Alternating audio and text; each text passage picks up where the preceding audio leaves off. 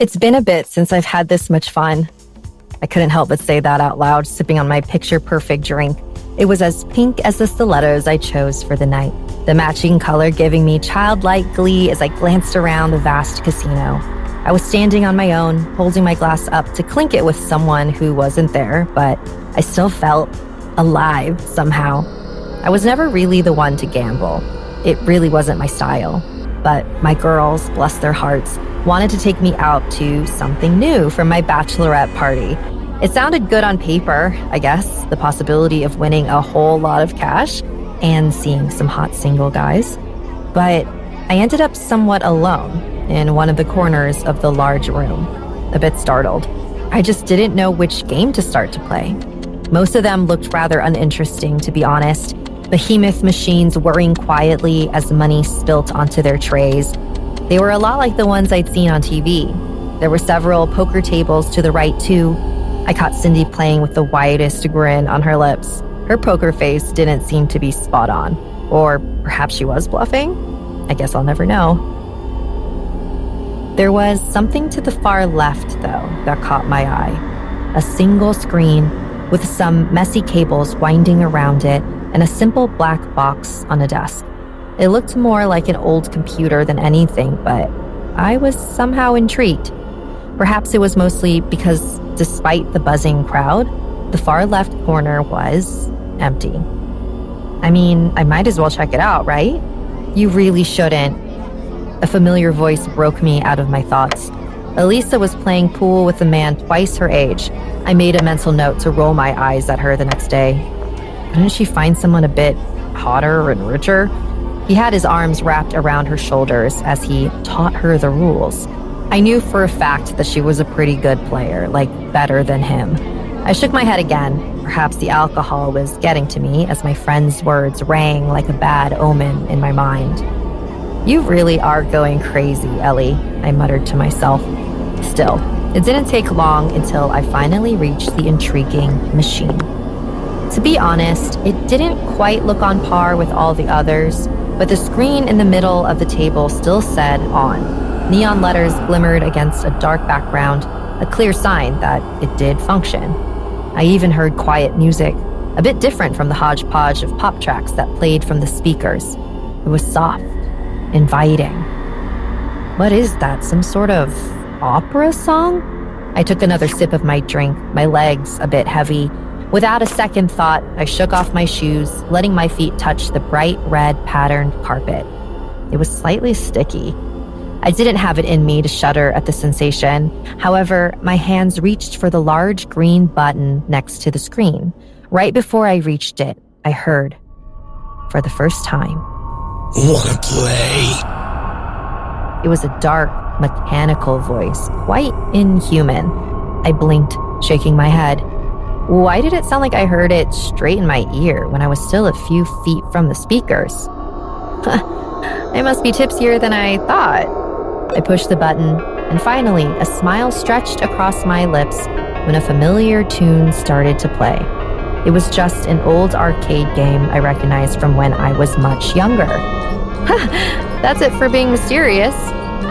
It was a horror game, which was weird. I had no place in a casino, though it looked like some sort of bootleg version of the actual game, one based a whole lot more on luck.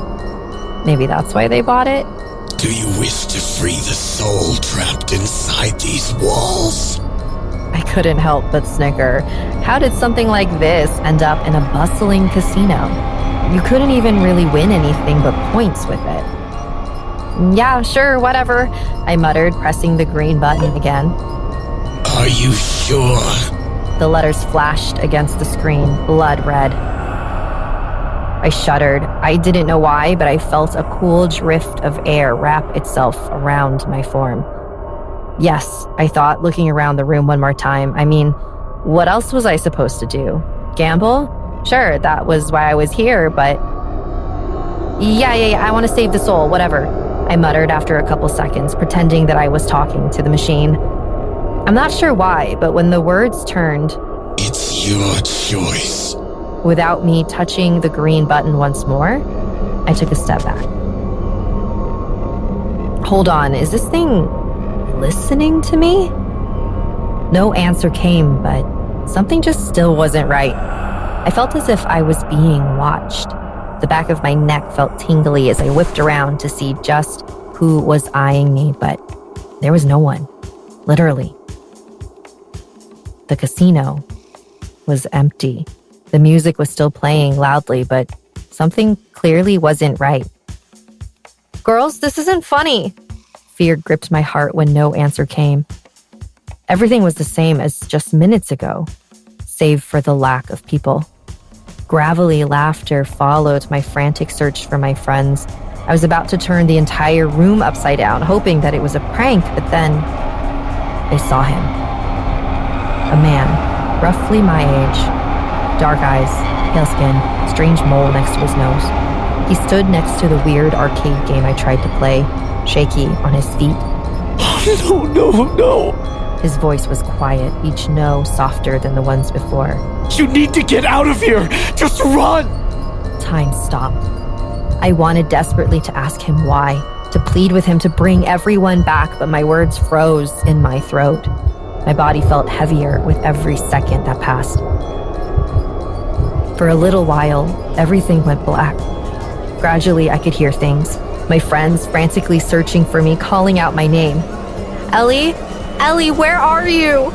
A man, the man from before, apologizing again and again, though never saying why. I'm so sorry. So sorry. By the time my vision came back, guys, I'm here. What's going on? No one would reply to me.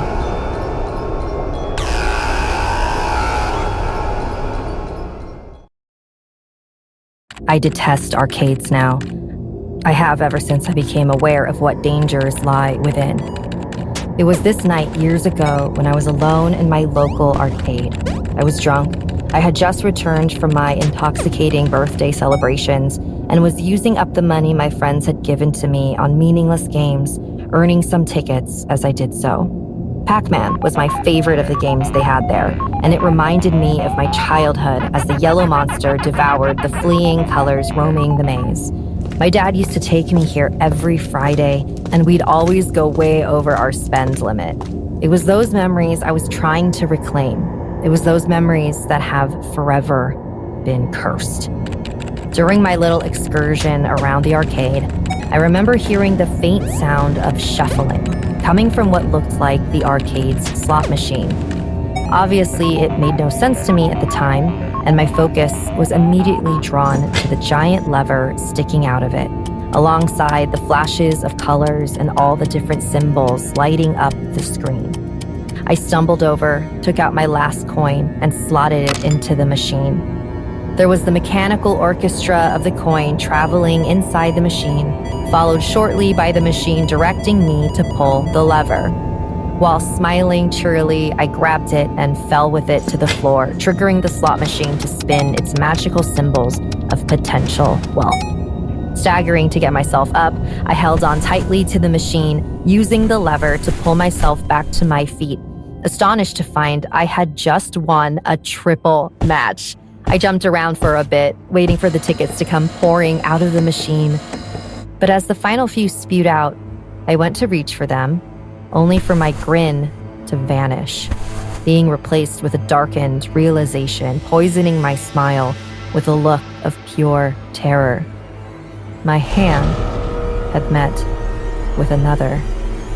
Suddenly, the other hand grabbed mine, and before I had time to even comprehend what was happening, it pulled me in, smashing my head into the machine's wall. I was knocked down momentarily, feeling dazed as I laid there, staring as the machine opened up and a crooked old man stepped out. He was dressed in an old employee uniform, and his wrinkled mouth widened into a grin full of black and moldy teeth. We stared at one another for a brief moment, prey and predator, as I lay there, paralyzed by the utter surprise of the sudden emergence of this creature of a man. But after the moment ended, the man's smile vanished, and instead, he gave me a look that seemed like that of hunger.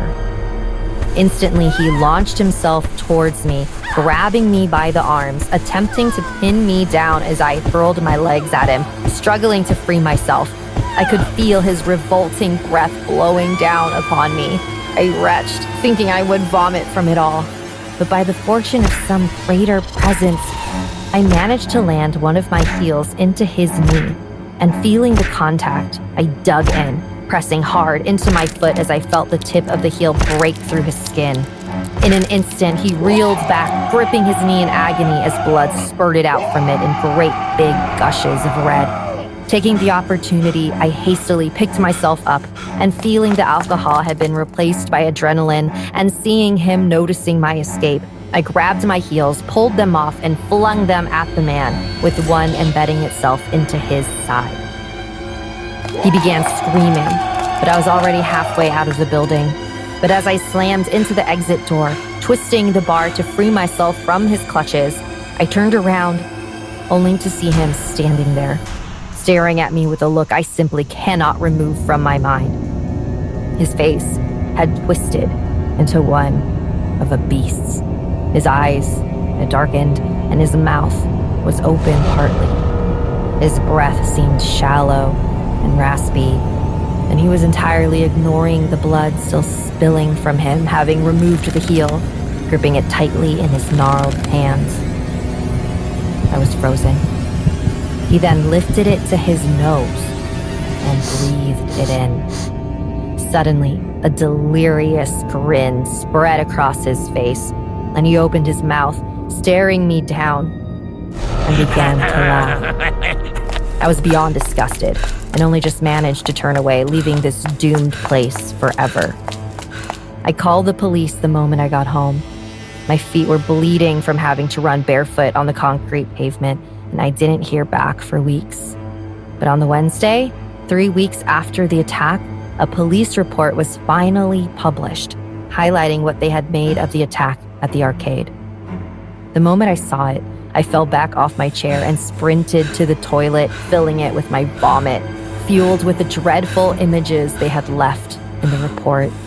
I stayed hunched over the toilet for several minutes, the images refusing to exit my mind, painting it with a repeated display of the horrors I almost fell victim to just weeks ago. Soon enough, however, I regained my stature and stumbled back towards my computer. I needed to read what had happened to my attacker. Police report, December 3rd, 2004. After thorough investigation of the incident, we have yet to identify the man responsible for breaking into the arcade slot machine and for assaulting a 20-year-old woman. However, we were able to discover a trail of blood leading out from the slot machine and have found it to continue outside the back exit, leading onto the alley behind the building complex. The blood has been sent for tests, and we will soon have the culprit in custody. My eyes watered, and my heartbeat grew rapid. He was still out there, prowling the streets, which left my eyes to return to the images once again. In image 1, it showed the inside of the slot machine was filled with pictures of not just me, but several other young women. Some were even children. On the floor of the inside, there were a mesh of empty food wrappers, old toilet rolls, and the most disgusting thing of them all was used tissue to go along with it. 3 years on, and the man's name was eventually revealed. But as for him, he was never found. But I won't grant him the decency of saying his name. Only people have names. Those who choose to separate themselves from humanity, they are no more than beasts.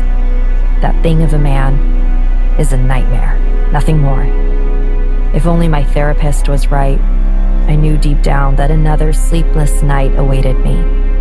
It awaited me.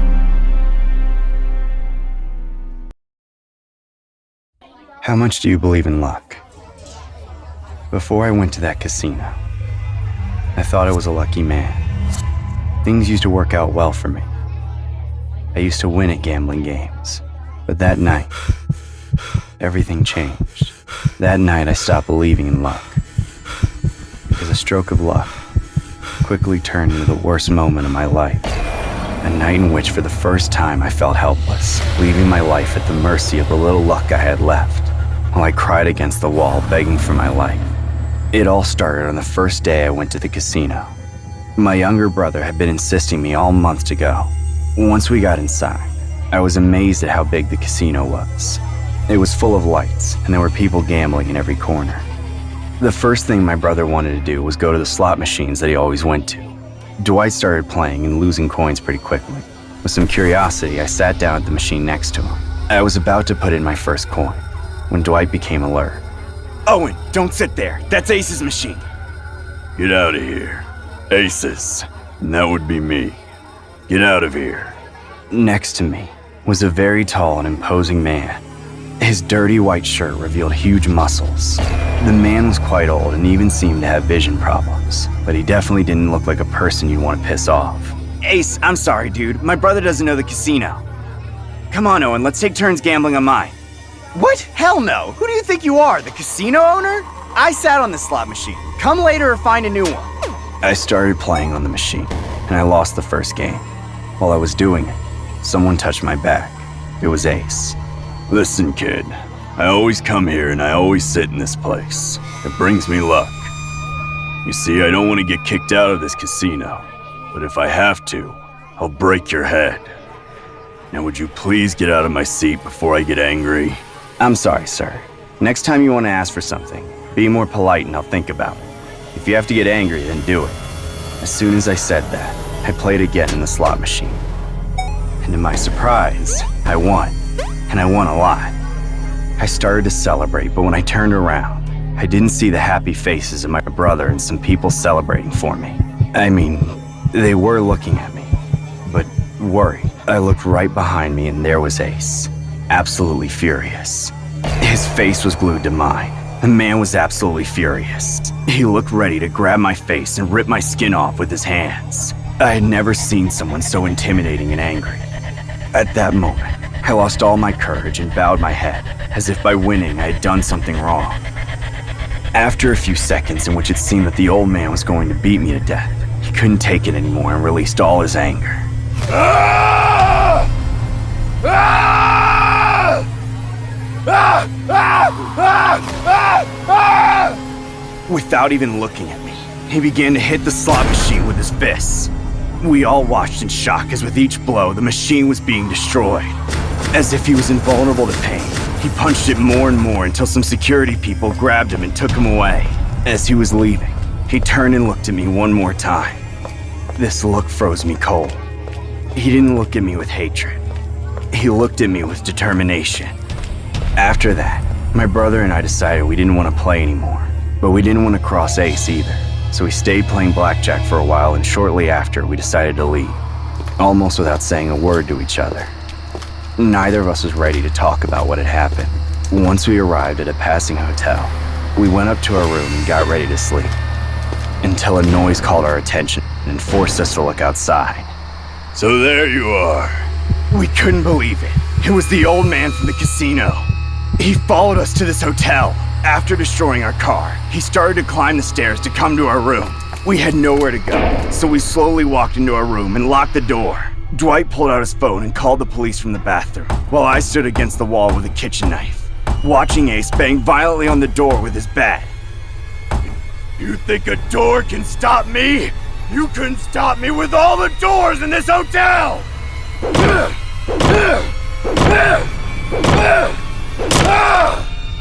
A knife. Really? A knife? Go away or I'll use it! Get away from me or I'll use it! Kid, you had the guts to throw me out of my own machine, to steal my luck and win my money! You even got me kicked out of my favorite casino! And you have the nerve to show me a knife and hold it against me? Have you gone crazy? Do you even have the guts to do it? Come on, boy! You can't get it any easier! Just squeeze the knife and you'll kill me! Come on! Where's that man who confronted me in the casino, eh? Eh?